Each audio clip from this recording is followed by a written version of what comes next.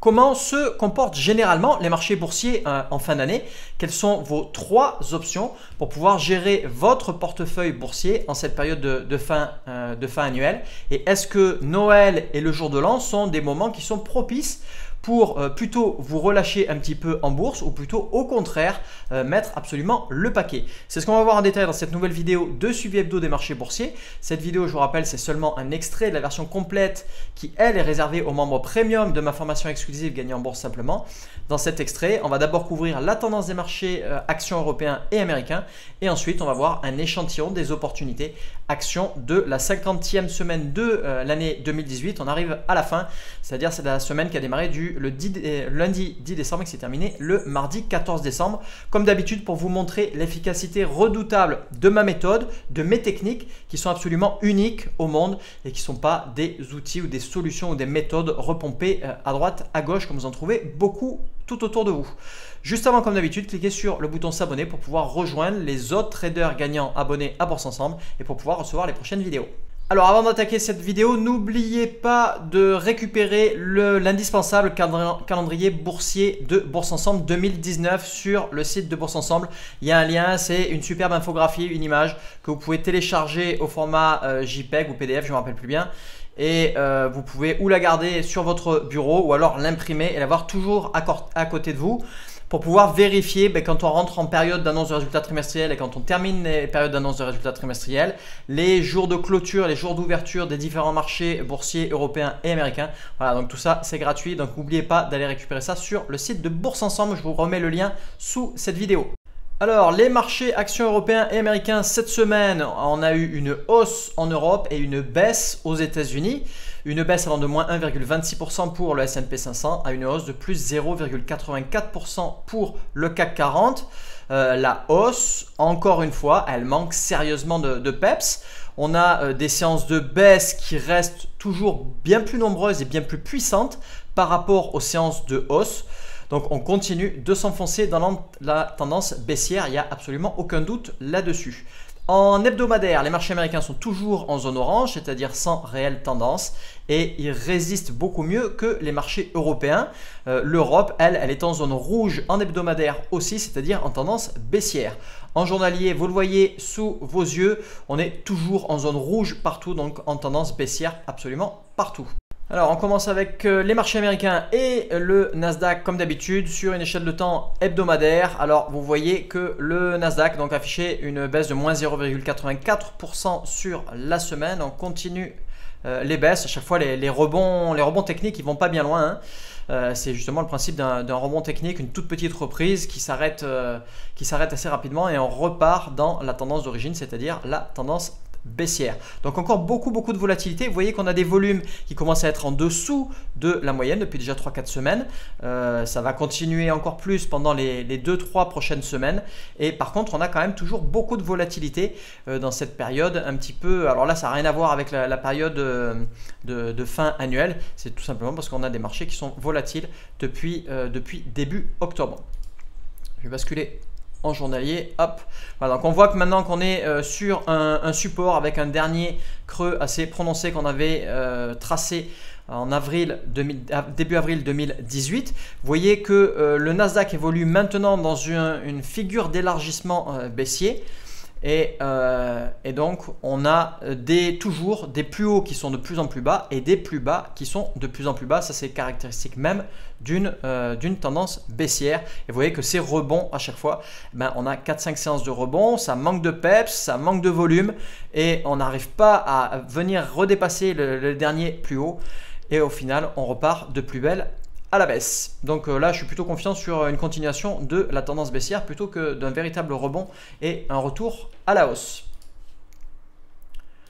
Que ce soit en journalier et en hebdomadaire d'ailleurs, hein. Le S&P 500 a affiché la plus forte baisse de la semaine, moins 1,26%. On est sur notre zone de support du rectangle ou du canal ou du trading range dans lequel on évoluait depuis quelques mois déjà, en gros depuis le début de l'année. Et donc là, on est pile poil dessus. Ça correspond aussi à notre moyenne mobile à 100 unités. On est en zone orange, on est encore loin de la zone rouge, comme c'est le cas pour le Nasdaq aussi.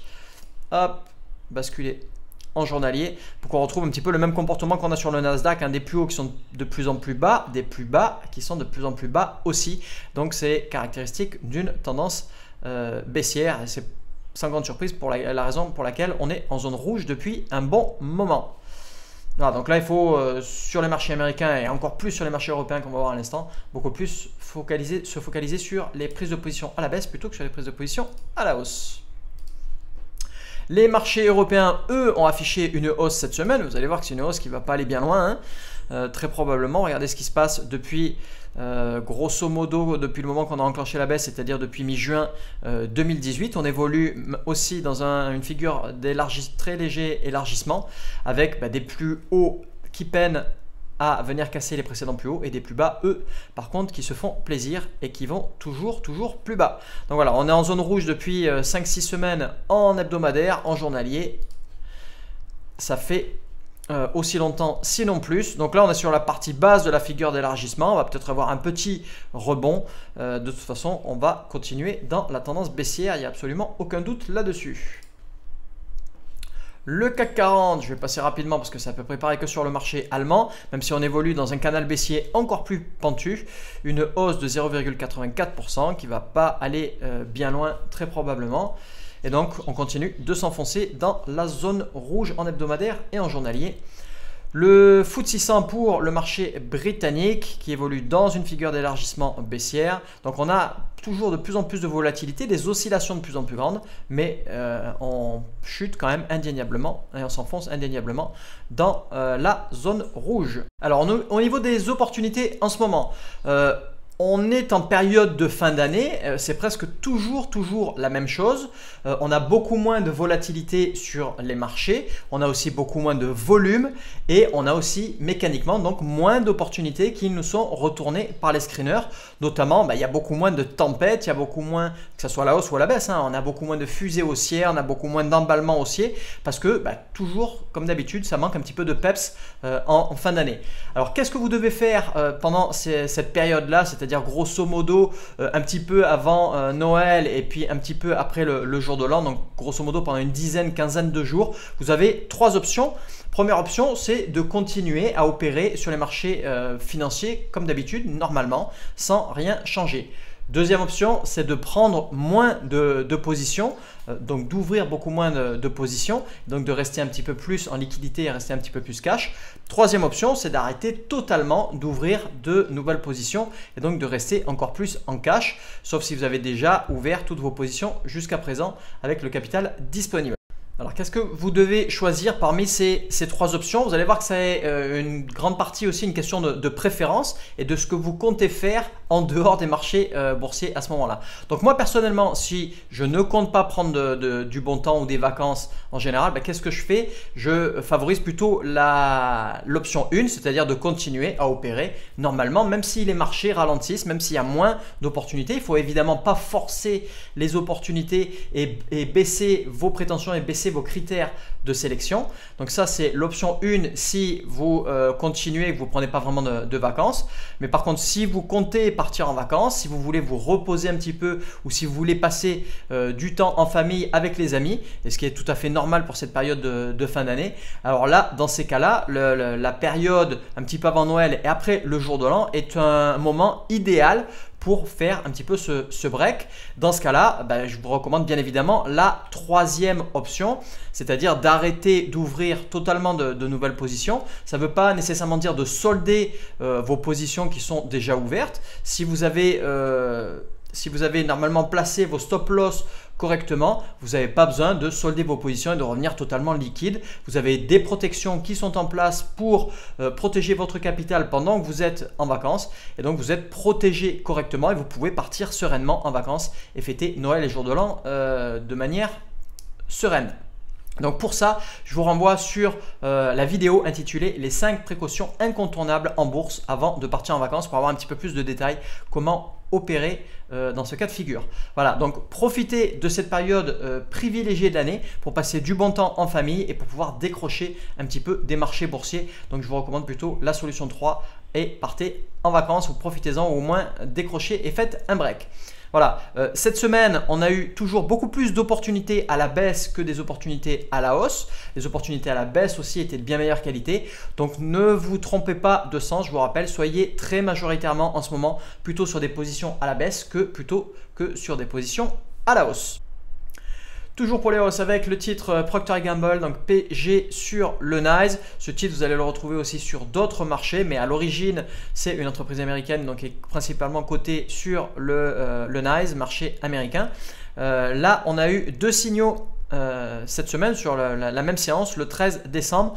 On a eu non seulement GEBS normal qui s'est déclenché, donc GEBS de base, et aussi de nouveau un signal de hausse exponentielle. Dernière annonce de résultats avait eu lieu le 19 octobre, donc c'est derrière nous, suffisamment derrière nous. On a de la place pour opérer. Donc avec GEBS de base, joli triangle haussier, résistance horizontale, support haussier. Une jolie baisse des volumes pendant la matérialisation de ce calme plat. Si je dézoome, on n'a pas de résistance au-dessus de notre tête. Donc une belle cassure le 13 décembre. Donc là, vous rentrez ou bien sur GEBS avec les différentes techniques de sortie, ou alors avec la hausse exponentielle avec un petit peu plus de marge de manœuvre. Toujours pour les baisses, le titre MTDR sur le NYSE. Alors, vous voyez un titre qui fait du surplace, toutes les moyennes mobiles les unes sur les autres. Il ne se passe absolument rien sur le titre. Et puis d'un coup, on commence à partir à la baisse. Les moyennes mobiles qui chutent et on retrouve du coup ce que j'appelle donc la patrouille de France, les moyennes mobiles qui s'élargissent de plus en plus. On a eu de nombreux signaux de baisse exponentielle. Si vous n'êtes toujours pas rentré à la baisse sur ce titre, c'était encore le temps de le faire cette semaine. Donc très belle opportunité à la baisse de nouveau. Toujours pour les baisses et avec la même technique, c'est le titre OIS sur le NYSE avec 4 signaux de baisse exponentielle cette semaine. Le mieux, c'est de rentrer sur le premier. Si vous ne rentrez pas sur le premier, vous pouvez rentrer sur le deuxième, le troisième, le quatrième. Le but du jeu, c'est de ne pas attendre au moins une dizaine ou une douzaine de signaux. Sinon, vous commencez à rentrer hyper tardivement et vous prenez le risque de rentrer sur la fin de la baisse. Donc, belle opportunité avec une baisse exponentielle. Dernier titre toujours pour les baisses, c'est le titre UNFI sur le Nasdaq.